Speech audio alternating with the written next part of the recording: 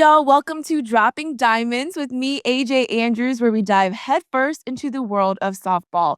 Joining us today is World Cup gold medalist and AUSL Bandits pro softballer Lexi Kilfoyl. Lexi continues to make history throughout her numerous accomplishments. In 2024, she was named Rookie of the Year by Athletes Unlimited Pro Softball and finishing second in the league.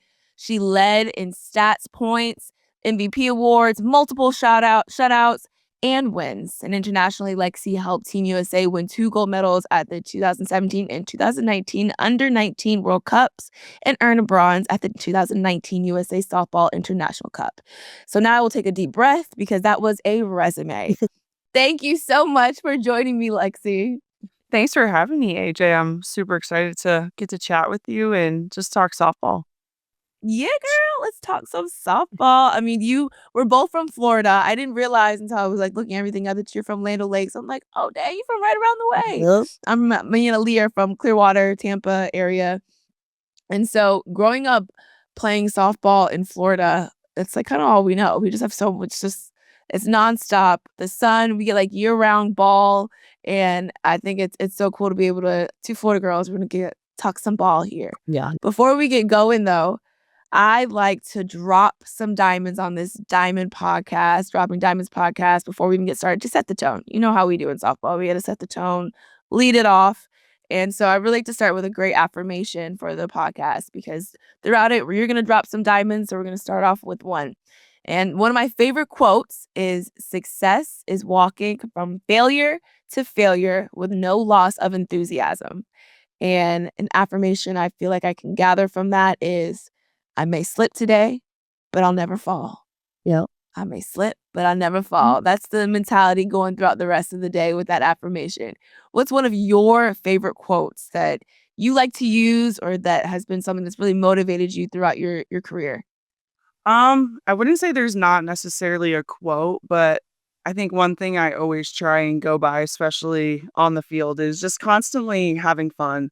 I think that's what my parents always kind of instilled in me and my brothers the second we step on the field is you should go out there and have fun. And so I try to have that mindset, whether I'm in practice, whether I'm out playing a game, even sometimes in school when stuff gets tough, I'm like, this is such a great opportunity. And I'm so blessed to be able to go play the game I love. If I'm going to do it, I'm going to do it having fun. So that's kind of one of those things that I try and carry with me wherever I go. I love that. That was one thing that really said, because, softball can get so long. Those days to practice, especially in college, you're coming from class and it's just the last thing I want to do right now is go to practice. But I reframe my mind with the mentality of the fun where it's AJ, you get to go to practice today. You don't have to go to practice. You get to. You are living out one of your dreams. What would you say is an affirmation we can gather from that? Being able to go out and have fun and stay impressed for a day. What could we say, Lexi? I would say an affirmation is almost similar to yours. What you said is I may fail, but at the end of the day, I'm still here on this earth. I'm still so blessed to be here and just taking everything into perspective and just realizing how blessed we are every single day. Heck yeah, I may fail, but I got air in my lungs. And so in the reality, it's a win. Yes. We can still Every keep day is a going. I win. love that. Yeah. That's a good affirmation. Make sure you remain present through the days. Well, I'm going to give you your flowers because you deserve them. I know I read your long resume of all your amazing accomplishments, but wait, there's more, ladies and gentlemen. There's more. So we're shining bright like a diamond, and Lexi continues to sparkle.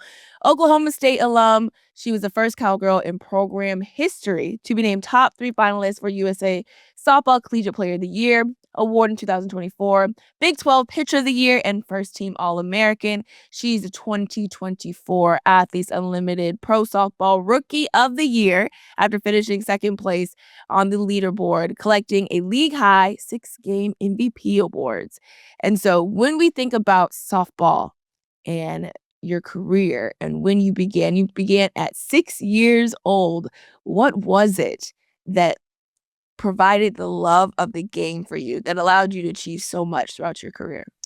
Yeah, I think from the start, it was It was very interesting. I was just trying out a bunch of sports. I played almost everything. I was a gymnast. I did cheer, soccer, basketball, anything you can think of. But I think growing up with 4 siblings, my 2 brothers, they played baseball. And I was like, I always kind of wanted to follow in their footsteps. And I was like, they're having fun like out in the dirt. I want to give it a try. And it's crazy to think the first year I played, I was such a girly girl. I absolutely hated it. I was like, get me out of the dirt as soon as possible.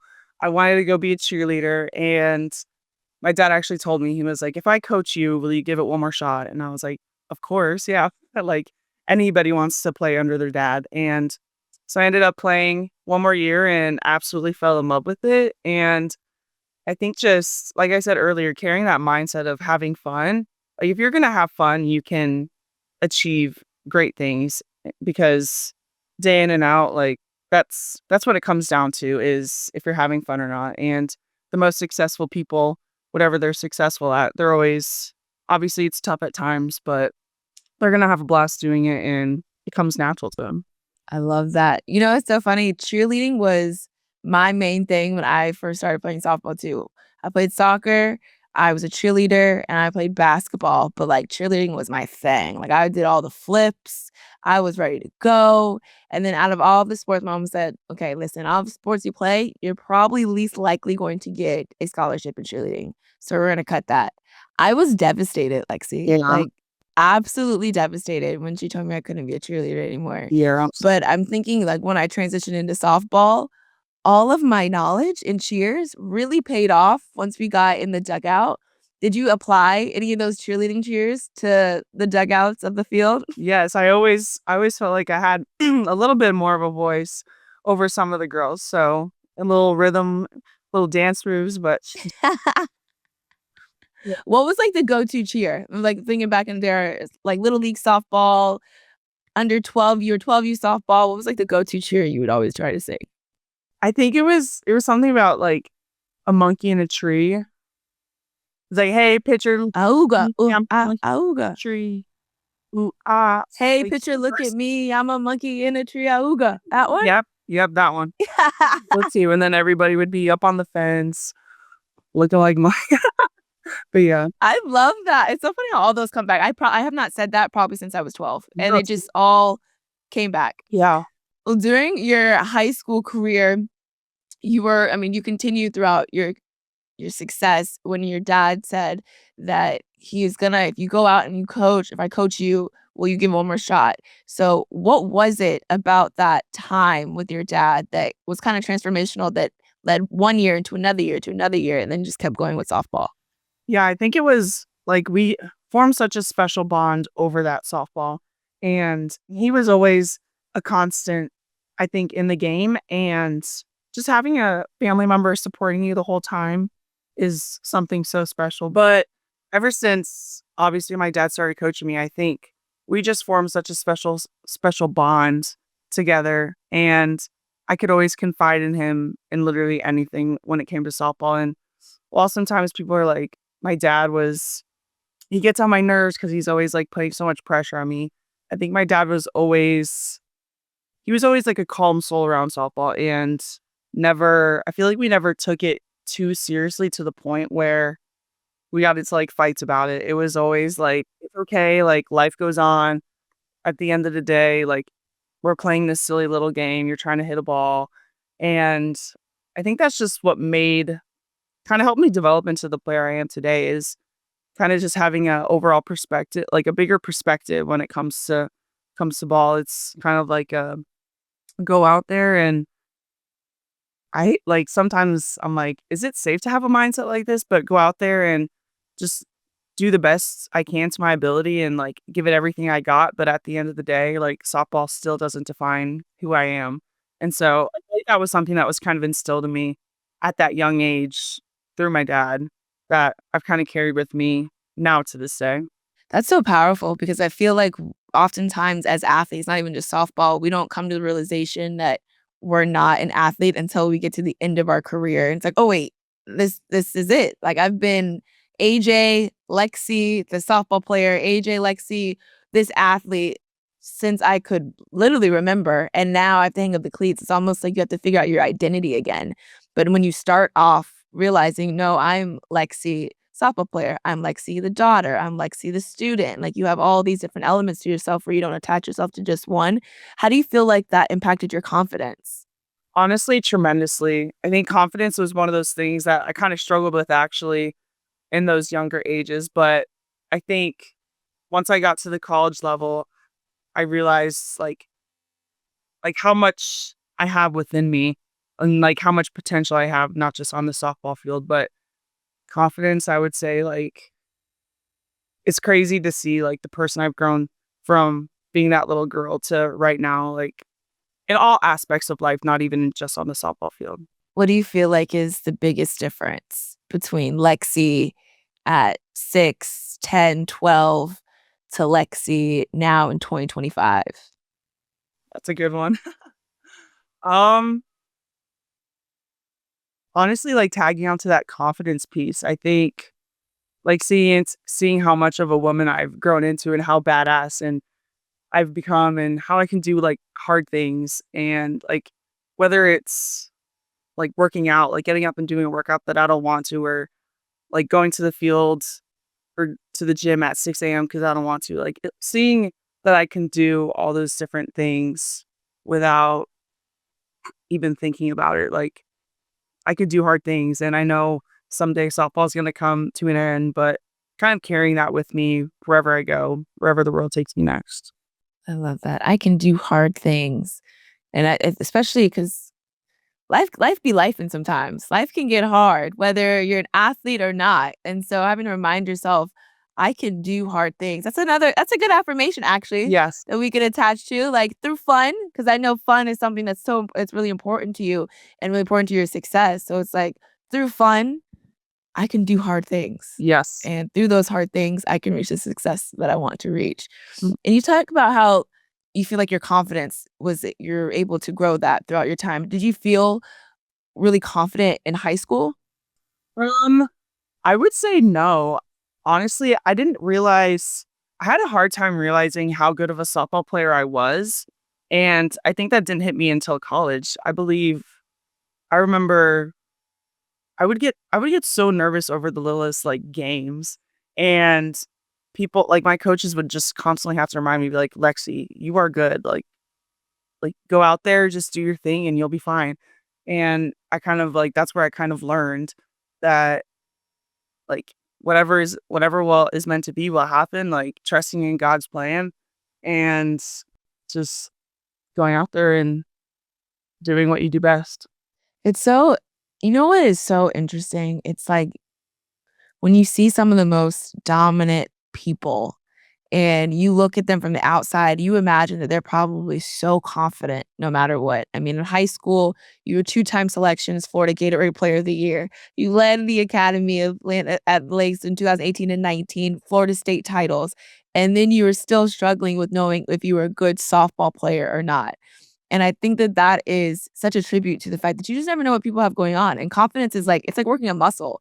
No matter how good you are, you have to consistently talk to yourself about it. Mhm. And so for anyone that feels like, I don't know why I feel this way, it is relatable. And there's so many individuals that genuinely, no matter how good they're presenting, they can still be struggling mentally and still struggling with figuring out who they are and how well they can do the hard things. No. And so for you, when you began to realize how good you were, what was the turn? What really kind of made the shift to say, no, no, I have achieved these amazing things. I'm gonna achieve more. I am a good softball player. Um, I would say just like looking back at kind of like those awards, like you said, like I think not underplaying those awards, like realizing that those are a big deal. And Yeah. Yeah. when you start to lose that confidence, you kind of have to like reel yourself back in and kind of go back to all those times that like you've accomplished those things. And so I think back sometimes to like playing in AU, like coming out as a rookie and like playing against some of the best softball players in the world.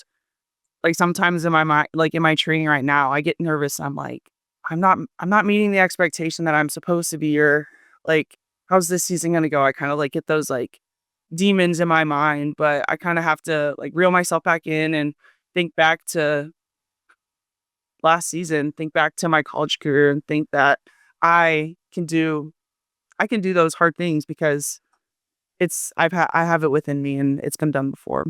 I love that.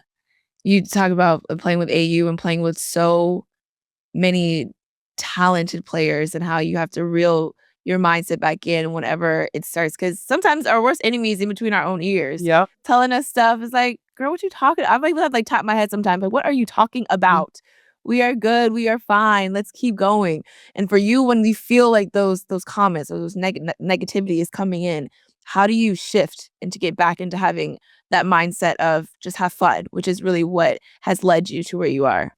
Yeah, I kind of try and confide in my teammates or whoever may be around me. I think, like, if I'm in the bullpen, I try and just spark up any kind of conversation, like getting away from that because usually silence or when you're training by yourself is when you are fighting those demons. And so I kind of try and distract myself. So whether that's going to teammates, just having a conversation with them or in the bullpen, just talking with one of my catchers or even just like if I'm like lifting, like going and listening to my favorite music just to kind of get those demons out. And sometimes, sometimes they sneak back in, but most of the time I'll find myself just completely forgetting about what I was thinking about. What's the go-to song? If you're like, I'm pumping myself up, I gotta get rid of this. What you putting on? I love a good like like this is complete opposite, but I love a good like EDM, like fist pumping, like just dancing, Like the like oomph, oomph, electric. oomph. Yes, especially when I'm doing cardio. I'm like over here pumping my fist. I'm like, wait, I'm at the gym. Let me stop. Okay, so you definitely watched Jersey Shore when you were younger, So I did. I'm assuming. I What? I was not a big TV watching. We weren't a big TV watching family either. So TV is just I wasn't a big. We didn't do a lot of that. Okay.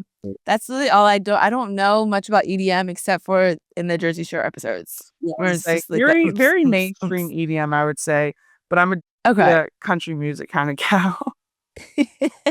Yeah. But when you gotta get back in the zone, you're putting on some EDM, Yes. fist pumping, Like, and you were getting yeah. back to it. Yep. I love that. You. When you're training with so many different people and you're in competition and you're on the team with the best in the world, there's so much to learn from and there's so much to absorb and you meet so many different leaders and so many different leading styles, even in coaching as well. For you, how would you define a great leader? I would define a great leader as somebody that can face adversity, but also stay even keeled, and I think you see that a lot in sports. You have to be able to take a loss. You have to be able to be beaten up and not have a good day sometimes. But I think a leader finds a way to stay within themselves and like stay consistent. I think sometimes you see nowadays the second that crap hits the fan, people turn into such terrible people and they start blaming it on this, they start blaming it on that, but kind of like finding it within yourself instead of going and putting the blame on other people. And honestly, like leaders also, I feel like they can help drag those people like out of those situations and helping those people that are the first to like blame somebody else, blame a teammate, blame a coach, like dragging them out and saying, hey, no, like we all say we all contributed to this loss or whatever, but we're going to look at this as an advantage. And the next day we're going to go and try and win over whatever we just did, like whatever we sucked at essentially. Who would you say is probably one of the best leaders you've been able to play with or play for? I would say Kenny Gajewski, my head coach at Oklahoma State, I feel like he was good about like dialing us in. And usually, like when shit hit the fan, whether it was like in the middle of a game, he found a way to come out and he constantly reminded us. He was like, don't make the moment bigger than what it is. Like, remember that this is the game that you played growing up in your backyard. He constantly tells us that. He's like, softball is literally, it's like you're playing wiffle ball with your brothers in the front yard, backyard. He was like, don't make it bigger than what it is. It's the same game you've played your whole life. And so he was really good about like reminding us and like honing us back in. Like, yeah, we put in all this work, but have fun and go do what you've always done. What do you think throughout the time in those conversations and being able to be led by Coach Gajewski, what is there one moment that really sticks out to you where you feel like we wouldn't have made it through without these words of encouragement or without him doing this one thing that allowed us to get where we were?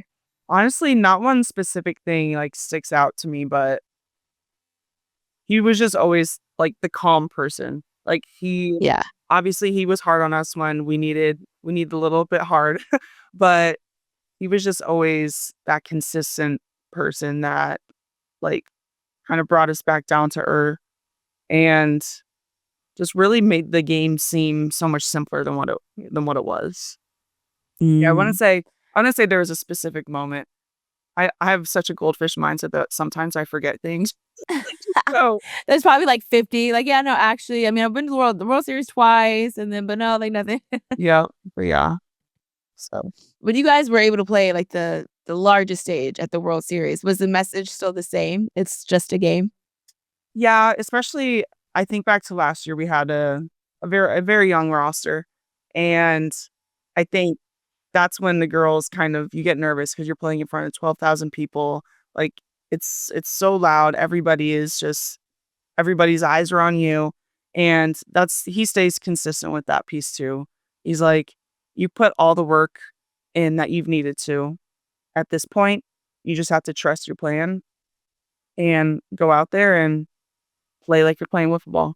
That was always his go-to is he's like, you're in your backyard, Play like you're playing football? wiffle ball in your front. Wiffle ball. Yes. Do you guys do that often? Like you go out and play a game, play wiffle ball? We actually did last year when I was my senior year.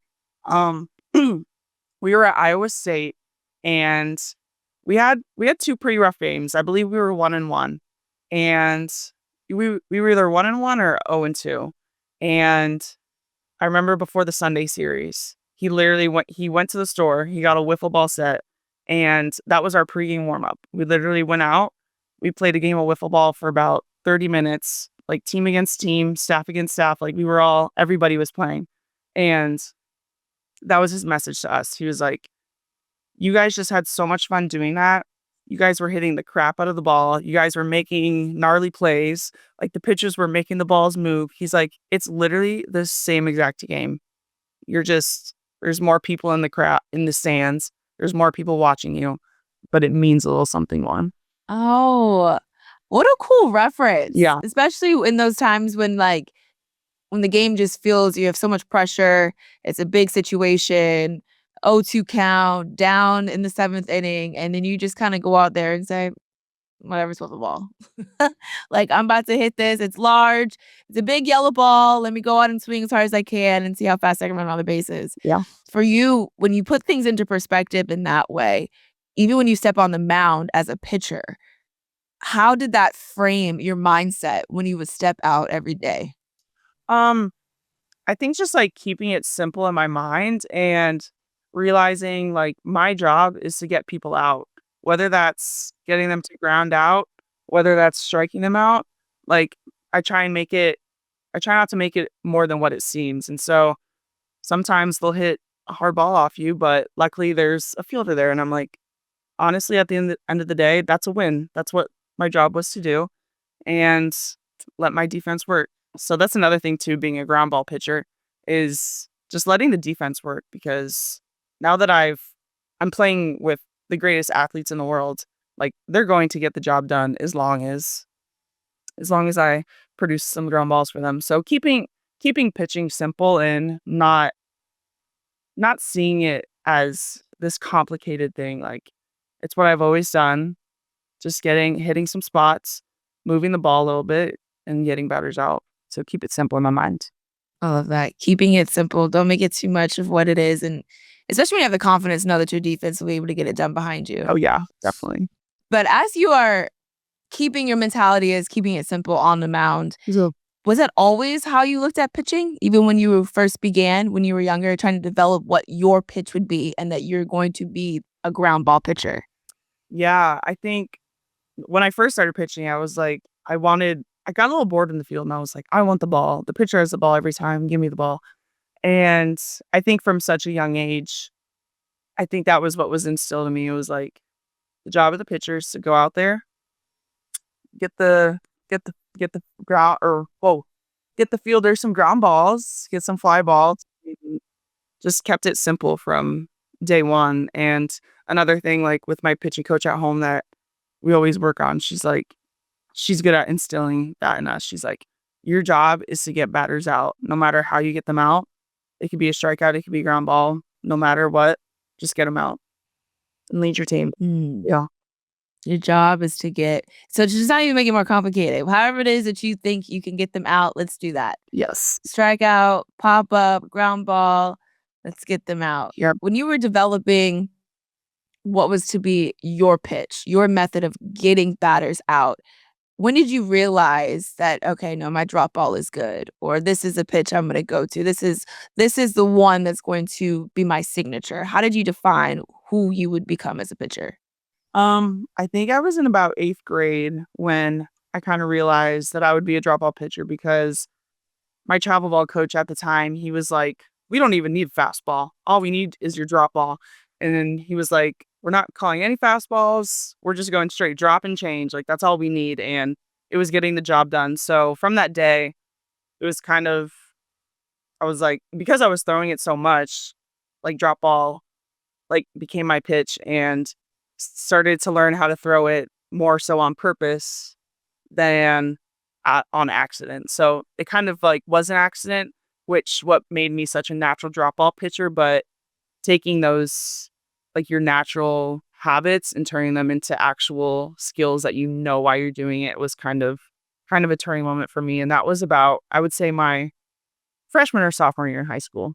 Is that what you would advise like young pitchers or pitchers that are really starting out trying to figure out what's their pitch or what they're going to be best at? It's kind of finding what you naturally do well and refining it. Yeah, I think everybody, even when I still work with some younger pitchers now and kind of just the way their body works, just trying out different things. And sometimes one will come more natural to you than others.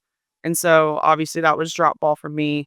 And because I'm such a tall person, it ended up working out perfect because then it's coming out from a higher angle. So which I truly believe if I was shorter, I'd probably be a rise ball pitcher. But honestly, just like finding what works best for you and what comes simplest to you. And for me, that just happened to be a drop ball. How do you challenge yourself to keep getting better? As you continue to face at every level, right? It gets harder. How do you get better? Yeah. I'll say that's a thing that sometimes I struggle with to this day is I keep thinking, I'm like, I need to improve something. Like everybody's getting better day by day. And when you get to the pro world, everybody like that's a full-time job. That's what everybody's doing. They're constantly practicing. And I think for me, it has been a struggle trying to figure out like how to get better. And so I guess one of the things that I've been working on is obviously like fine tuning everything that I already have and adding like a little pitch here and there, but also finding a way to like do different things with each of my pitches. So for instance, like I throw a little bit of a screwball. So I throw it mainly on the right side of the plate, but I've learned that I can throw it on the left side of the plate.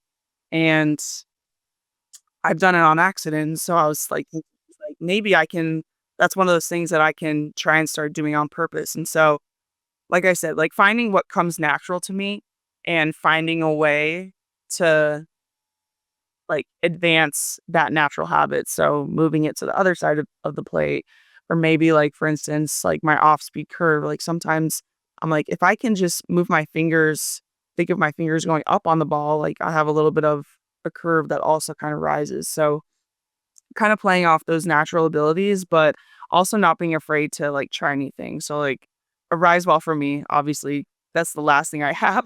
I've been working on that for as long as I can remember.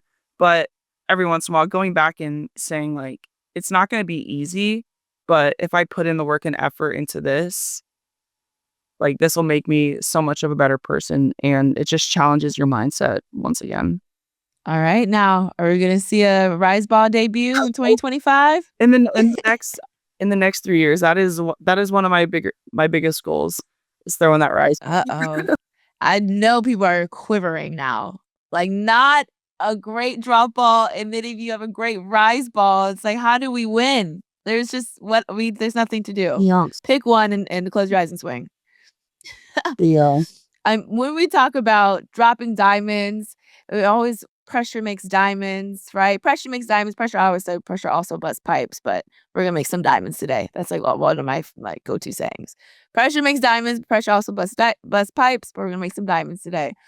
And when we think about pressure and we think about finding our home and thinking about how we feel, injuries can be something that really have such an impact on us as players, as people, on our mental health. Mhm. It is such, I don't know if people really, outside of athletes, really realize the impact that an injury has Mhm. on a player's mental and physical. And for you, you started out your career at Alabama. You injured your plantar fascia Yes. first. Yep. And then ultimately end up injuring your hip, and you had to have surgery on your hip. Mhm. From someone who's also had hip labrum surgery, I just know the nightmare and the 6-month recovery that it takes to come back and the mental fortitude it takes to come back from something like that. What impact did those injuries initially have on your mental and your mental health as you were trying to push through the pain? Yeah, I think injuries is one of those things that nobody else knows the pain you're going through, and I think that's what starts the mental health kind of discussion is nobody, like, to a certain extent, sometimes people don't believe you, and Yeah. for me, that was the case, and I was like, I know it's like, I know myself, I know my pain tolerance, I was like, I know I'm hurt, and it started affecting the mental health, and I think just realizing that you like, I wasn't crazy and I knew that I needed help. And I think that was the biggest step I could have taken for my mental health too, is reaching out for help. Like, that's the first thing everybody wants to do is kind of run and hide and stay to themselves because you don't want to share that you're struggling with people. Like, you're supposed to be 100% like perfectly fine all the time. But reaching out for help, whether it's to your friends, your loved ones, or even like a therapist, I think was where I saw that turning table. And it kind of like being injured kind of helped me figure out who I was outside of softball as well because you're the sport that you've been playing forever, it's being taken away from you. And so it was kind of a soul searching moment. Like, I know who I am, but also finding yourself outside of softball while you're sometimes in your deepest, darkest parts of your life. So kind of got a little sidetracked there. No, I mean, that's exactly what happens. You are sitting in that pain. You don't, especially as athletes, like we're taught since we're young to push through the pain, right? We're taught since we're young we have to be these titans and that we don't get hurt. If we do get hurt, like, and people don't believe it unless you actually see a bone snap. Mhm. And it's like, no, I'm really in pain. Like, I'm not pretending.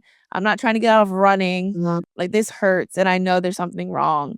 And it can just really, man, have such an impact on who you believe yourself to be as an athlete. When you feel like no one believes in you or believes you, it feels like those relationships and that connection on a team Mhm. can really suffer. And when you're trying to maintain throughout those injuries, throughout that pain, and you talk about being able to reach out to your family and the people that you're able to talk to, what were some of the things that they said to you or some of the strategies or words that you've had that really helped you get over that hump? Um, I would say there wasn't anything like specific, but almost going back to the like keeping my mind distracted kind of thing. And like whenever I confided in my family, it was never like like obviously we would always talk about like how I was feeling about my injury, but almost like distracting ourselves from the fact that like life goes on. Like, let's talk about what we did when like reminiscing on memories instead of like focusing on, oh, like you're hurt, like this is gonna take forever to get back, and more so thinking like what the future looks like, and like distracting myself from the fact that that injury was a thing. But I would say it was always just finding ways to kind of get away from the injury aspect, and like forgetting that like that's not, although I'm injured and although this is affecting my game, at the end of the day, like I have my family around me and that's who I need at the end of the day, no matter if softball is in my life or not.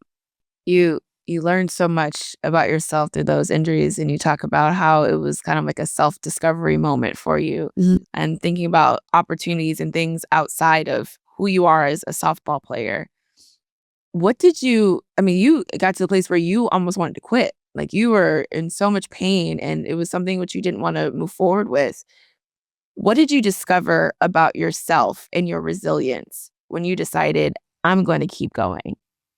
Um, I think that's when I also found that I needed my support system more than anything. I think like knowing like if I were to make the decision on my own and if I were to have nobody to talk to it, I think there's a very good chance that I couldn't even like I wouldn't be playing softball to this day because I just hated softball that much and I was ready to be done with it. But having my family and having my teammates really helped me out with that, I think is one of the biggest things that ever helped me because they were the ones that were like, they constantly remind me, like, this is another page in your book.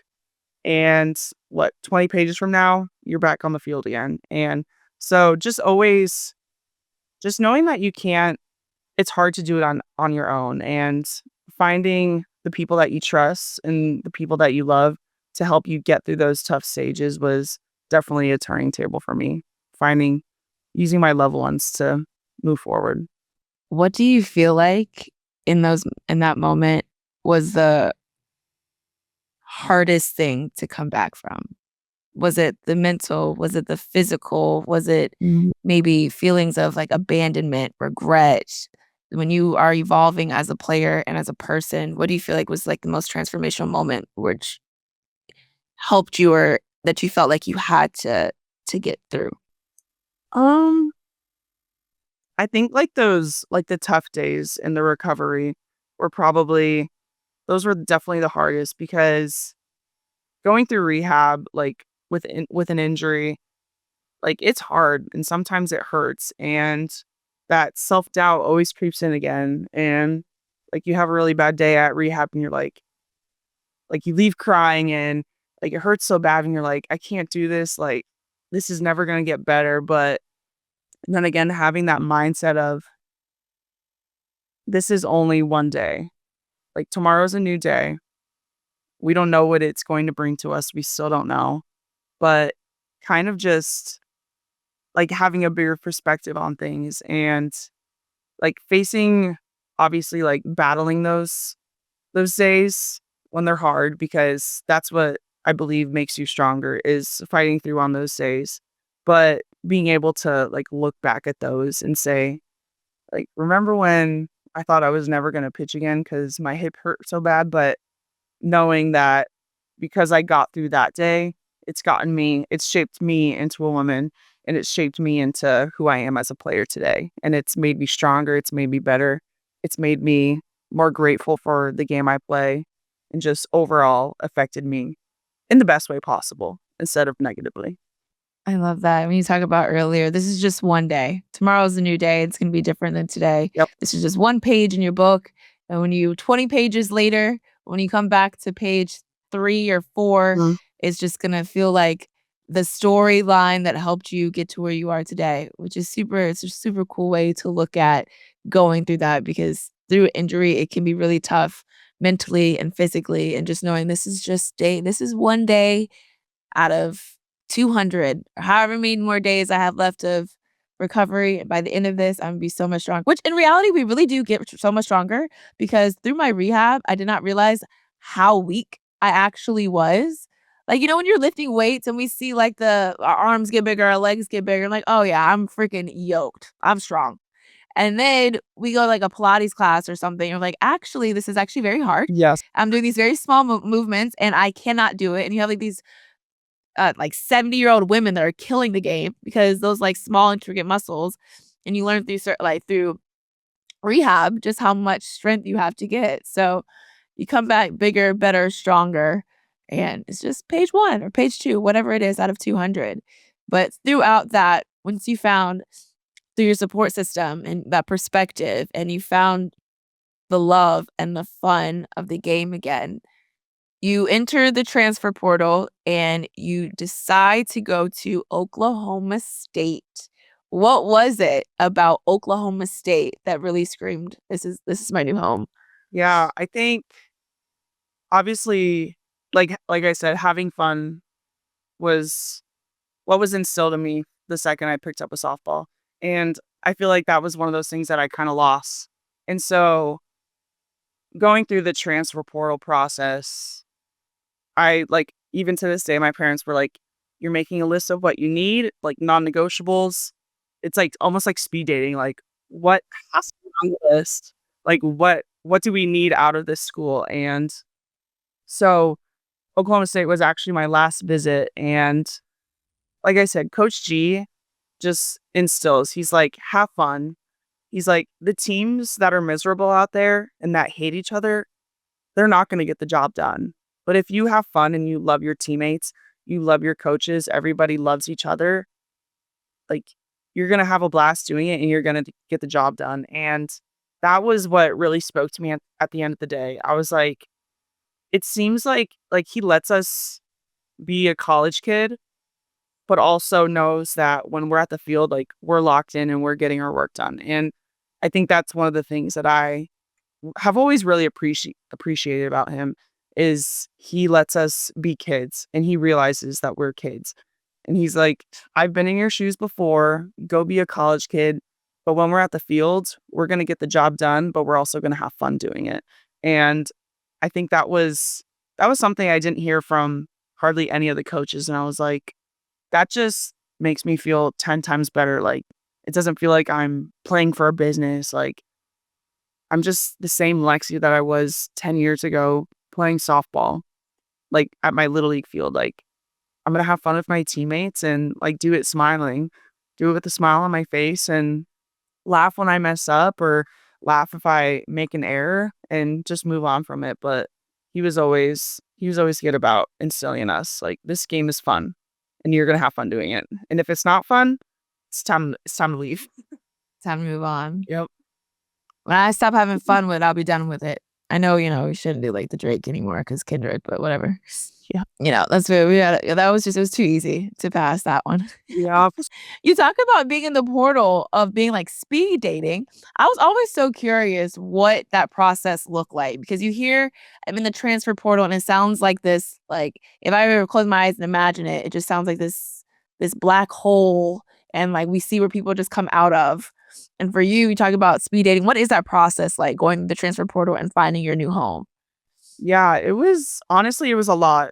I think I remember I did my visits like in the span of like 2 weeks. And so 3 of them were back to back.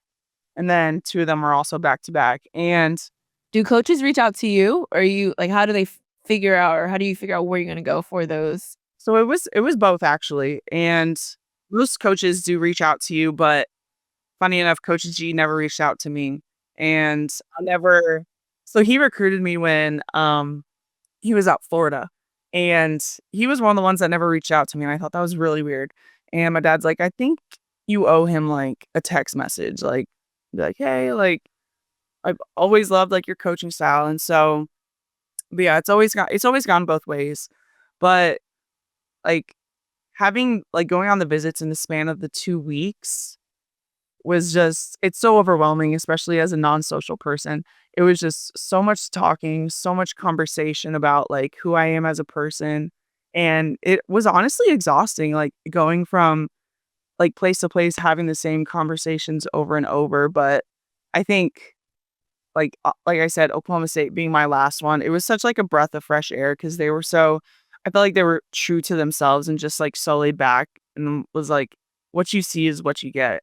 And, like, obviously went home, kinda, like, sat on my options for a little bit, and it was really hard. I remember, like, calling all the coaches in tears because I was like just knowing that anywhere I would have ended up would have been a good situation because all these coaches were such amazing coaches, but, like, literally being in tears, crying, and calling the coaches because it was that hard. I was like, "I feel like I'm breaking up with somebody." Yeah. It was hard, but, like, knowing that, like, whatever decision I made, it was going to be a good decision, and obviously, like, trusting in God's plan, and wherever I ended up, like, I was gonna make a home out of it and make the most of the situation. Well, I love how you said it felt like you were breaking up with people. It's like, it's not you, it's me. Like, I just need this. Yeah, it was a really tough day for me. I was like I'd, like, be bawling my eyes out, and I'm like, "I have to call another coach. I gotta call another coach." How many calls did you make? I called 4 coaches to tell them no. So, it Okay. was really tough, but Are you able to say who it was between, like, your, like, top 2? Oklahoma State and Arkansas, those were the okay. 2. Yes. Man, you and the SEC would have been scary, girly. Yes. But, yeah, You back in there at Arkansas, yeah. but you felt like you got where you ended up where you're supposed to be. Yes, I truly believe that, and, like, being with these girls every single day, they've just I feel like they've also helped with that confidence piece, like, they bring out the good in me, and they push me to be a better person every single day, and I, like, keep thinking back, I'm like, "What would it be like if I went this route?" But I keep, like, thinking to myself, I'm like, "There was no other route," like, at the end of the day. Like, whatever route it was gonna work out, but I think I truly, like, was meant to come to Oklahoma State because of the people here and because of the person they, like, shaped me into, and obviously, like, still love everybody to death, like, so much that I wanted to stay and be a grad assistant, and so but yeah, it's really ended up where I needed to be. Throughout your career and throughout softball, to me, it sounds like we gotta have fun. And we're having fun in order for you to feel like you're able to perform the best of your ability and be who you really know yourself to be. And it always comes back to that, whether it's when you're young, through injury, through finding yourself a new home, or through your mentality on the mound. It is finding the fun, and that's when you find yourself. And through that, it definitely felt like that's what happened as you go into pro, which can be the opposite when you're trying to find yourself. But Right. you're rookie of the year in 2024. And then you just continued to break barriers and made history as you're the first person selected in league history with the first pick in the first round by the Bandits. You are somebody that is breaking glass ceilings left and right. The inauguration of AUSL as the new league format, and you are the first person picked. When you hear about the fact that you made history, what's the first thing that comes to your mind? Honestly, I feel like it still doesn't really dawn on me too much, but honestly, being the first pick is one of those things that I never, like, kind of envisioned in my, like, brain. Like, people say it's like a dream come true, but it was I guess I could say, like, it was never a dream. And so, it really is just so amazing to think that, like, how far, like, we're trying to get this sport to where it's going, and to be one of the first selected is an absolute honor, especially with One of the first. the first yes. I She's forget that girl. Let's not no by no mistake, Lexi, you are that girl. yeah. And so, like, being up with all those names, being up there with Megan Framo and Carly Hoover is just a complete honor because those are some of the girls that I always, like, looked up to and, like, saw as role models. Like, I'd always follow them on Instagram, like, watching what they're posting, and so to be up there and to, like it's just one of those things I never really saw for myself, and I think staying true to who I was has a lot to do with that and not letting my head get too big and like we've talked about literally this whole time, just going out there and playing softball, doing what I've always done is honestly, like, I think what's contributed to where I've gotten to today. I love that. Who do you feel like inspired you the most when you were growing up as a player? Who do you look up to? Um, I never really watched college softball. That's the thing. Like, we were never a TV watching family. Never really watched college softball, but I remember when I first started getting recruited at Florida, I really looked up to Lauren Hager because at the time she was their ace there.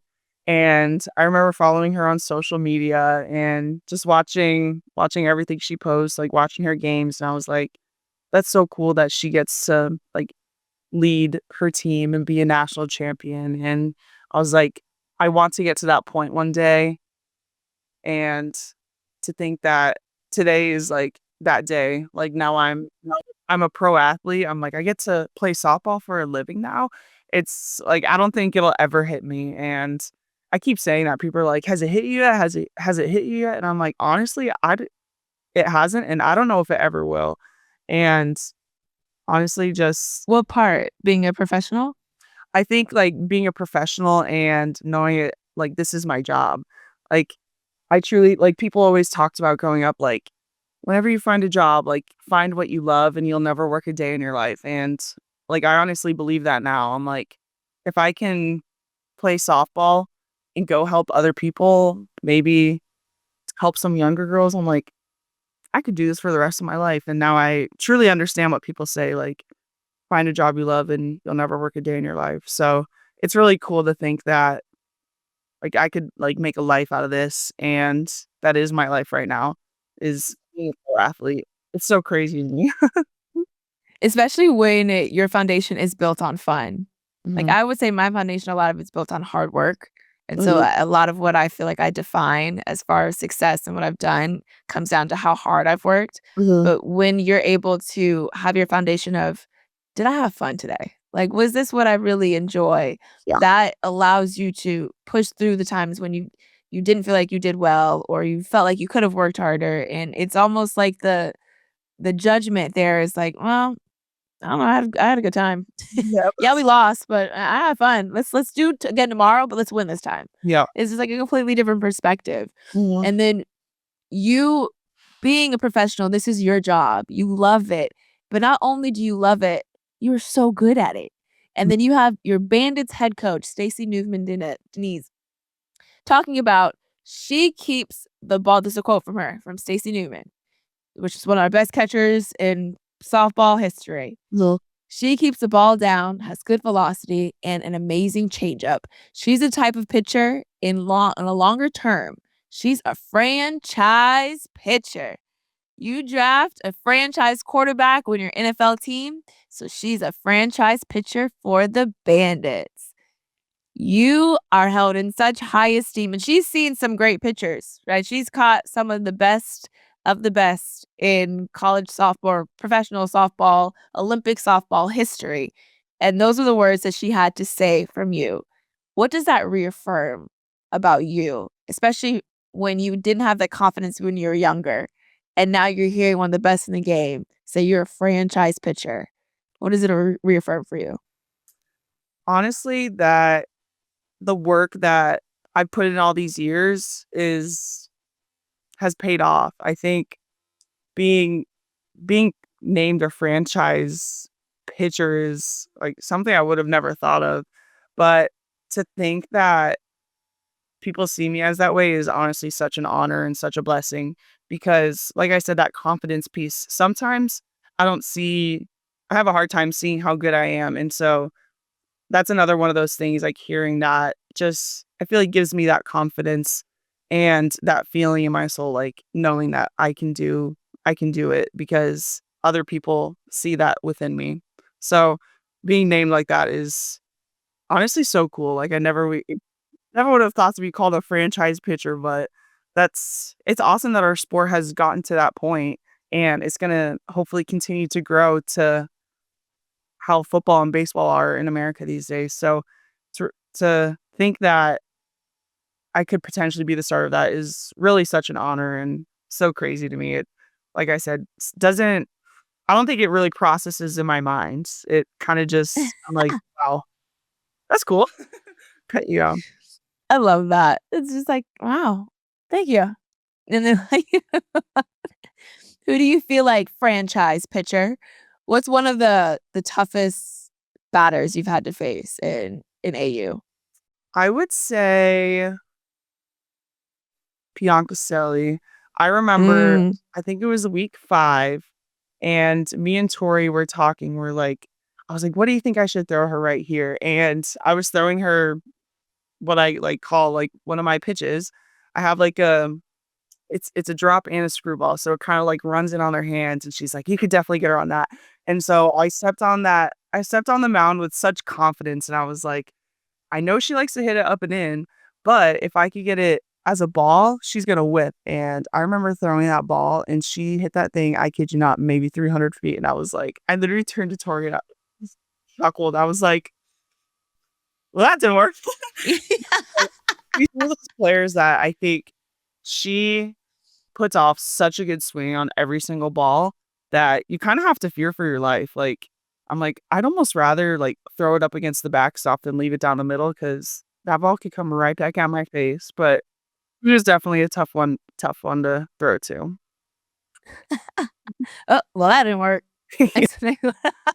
I was gonna ask you, like, your mentality, let's say you get down the count or you give up a home run, how do you come back from that? But it sounds like it's just like, "All right, we gotta try something new." Or Yep. what is that mentality for you? Yeah. I feel like I have, it's like that nonchalant, like, well, oh, well, let's move Yeah. on. Which I think is like, sometimes I like think to myself, I'm like, is that a bad quality to have as a pro athlete? Like, just nonchalant and like, okay, let's move on. But at the end of the day, I think that's who I've always been. So why would I change that? No, I think that's something I feel like we all try to get to that place. And you're trying to figure out if that's bad. We're all trying to get to a place where I'm not trying to throw a bottle Yeah. or break something when I get upset. I'm trying to be more even keel. Yeah. Yeah. Lexi, we're gonna play a quick, fun game. Okay. It's either or, super quick. So you bring all your nonchalantness Okay. to this aspect, and we'll see your cool, calm, and collected responses. Ready? Yeah. Okay. Call or text. Text. As limited talking as possible, huh? Yes. Yeah. No one got to text me, so And you're bad at texting? I'm terrible at it. Okay, Nope. perfect. So, like, page you. We gotta bring pagers back Yep. to remind you to text me back. Okay, do you like a plan or do you like to go with the flow? Type A, type B. I'm definitely go with the flow. I'd rather follow Yeah. the group. I'm like, you tell me what to do and I'll do it. You know, like, I could have guessed that. Yeah. Paintings or photographs? Photographs. For sure. Nice. Would you like to speak all languages or speak with animals? Ooh. I think speak with animals. Yeah, same. I 'Cause if think I would do the nobody else can same. speak with animals, I could be the into the world. Eliza Thornberry. That's Yeah. what I'm thinking. Tell me you know what I'm talking about. I don't. Oh my god. Oh.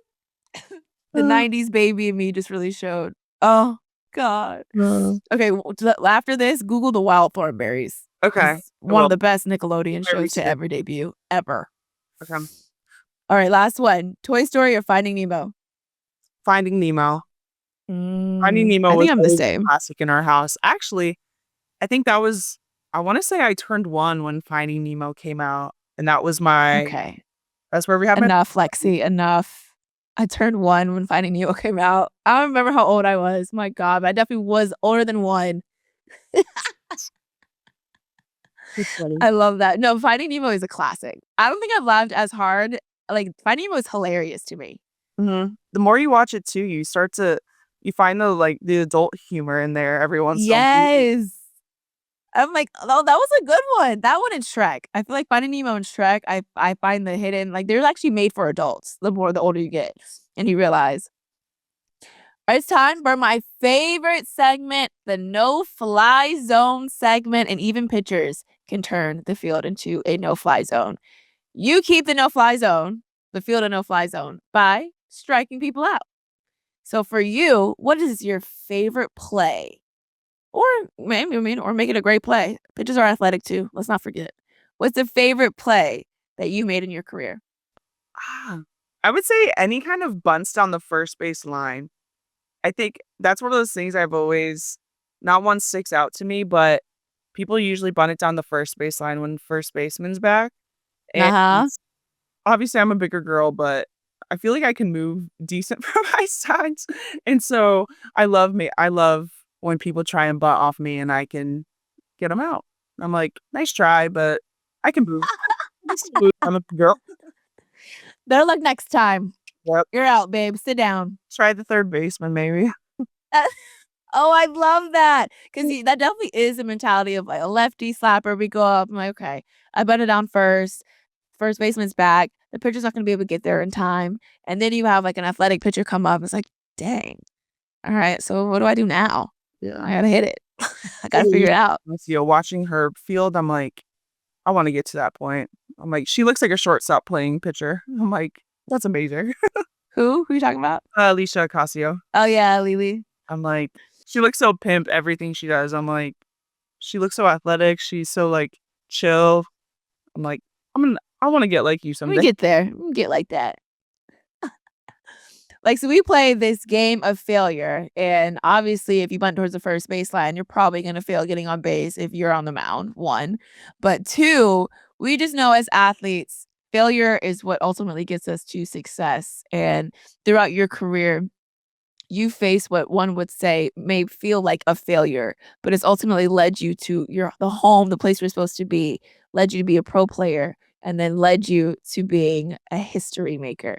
What would you say throughout your career is your favorite failure that's ultimately led to your biggest successes? I feel like sometimes I look at my like freshman year as a failure because I remember going out there and making every single mistake a freshman could have made. I remember like throwing 0-2 counts. I would throw it right down the middle. Like, who in their right mind does that? And there were so many instances like that like my freshman year was such a turning point for me. I feel like I learned so much from that. And so I I can definitely like think back to certain games. Like I remember there was one time we were playing Arizona and I threw an 0-2 pitch, just way too close to the plate for an 0-2 pitch. And just because I didn't have like that game, I was still learning that game sense.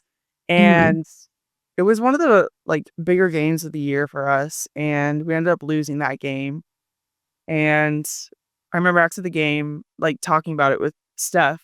And she's like, you never throw an 0-2 pitch like that close. Like the game was on the line. And it was one of those like learning moments that like I even remind myself to this day.